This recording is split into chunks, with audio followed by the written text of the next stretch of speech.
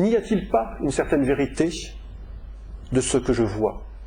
N'y a-t-il pas une certaine vérité dans ce que je crois, dans ce que je crois voir, dans cette attitude naturelle qui pose qu'il y a quelque chose plutôt que rien? L'opinion a quelques vérités. C'est pour le philosophe qui réfléchit, pour la métaphysique, qu'il y a quelque chose plutôt que rien. Le plutôt que rien, l'opinion n'en a rien à faire. Pour l'opinion, il y a quelque chose, tout simplement. C'est la métaphysique qui pose qu'il y a quelque chose plutôt que rien, et qui demande, traditionnellement et explicitement avec Leibniz, pourquoi y a-t-il quelque chose plutôt que rien? C'est la métaphysique qui recherche le pourquoi de ce qui est, le fondement du quelque chose, ou, en termes heideggeriens, de l'étant.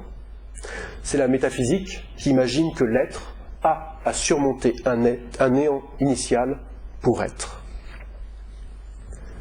Pour l'opinion, pour la doxa, la croyance, ou bien plus pour la croyance la plus originaire, pour l'Urglaube, l'Urdoxa, pour reprendre les termes de Husserl, pour la foi primordiale, comme la nomme Merleau-Ponty, il y a quelque chose.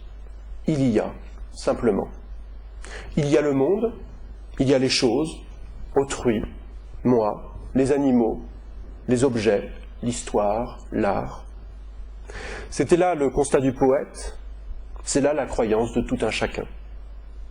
Il y a quelque chose est premier, originaire, primordial. Il précède toute question qui porterait sur le rien, sur le fondement, le pourquoi du quelque chose. Il y a donc une vérité du sensible, de l'opinion, de la croyance primordiale, vérité que le philosophe qui se demande « y a-t-il quelque chose plutôt que rien ?» ou que la métaphysique qui demande « pourquoi y a-t-il quelque chose plutôt que rien ?» s'interdisent de voir.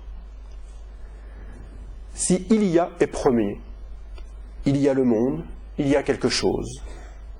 Si je n'ai pas à me demander d'abord si ce quelque chose est plutôt que rien, ou pourquoi ce quelque chose est plutôt que rien, je n'ai plus à penser un être positif qui aurait à résister au néant pour être. Je n'ai plus à opposer être et néant. Mais il me faut penser un être qui, comme le dit Merleau-Ponty, s'incorpore le néant. Un être pour qui être, c'est aussi peut-être être rien, en un sens. Un être pour qui être, c'est aussi accueillir le négatif, le rien, en son être. Et en effet, dans ce qu'il y a le quelque chose, mais il y a aussi des silences, de l'invisible, de l'intouchable, de l'absence, des creux. Il y a tous ces riens qui donnent sens au quelque chose qui est. Entre les notes, il y a des silences essentiels à la mélodie. Entre les mots, il y a des blancs, des pauses, des écarts sans lesquels la phrase n'aurait aucun sens. Entre vous et moi, entre celui que je suis maintenant et celui que je serai tout à l'heure, il y a un vide, des possibles, l'occasion de l'être.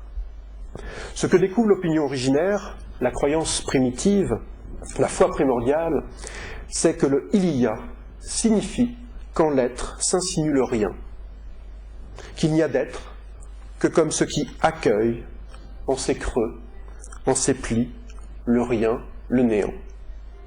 C'est un tel être que la philosophie, qui prendrait la véritable mesure de la foi primordiale, de la croyance originaire dans l'il y a quelque chose, il y a le monde, c'est un tel être en lequel je crois, en lequel nous croyons tous d'une foi fondamentale, que la philosophie, dans une attention renouvelée au sensible, pourrait se donner pour tâche d'explorer. Je vous remercie.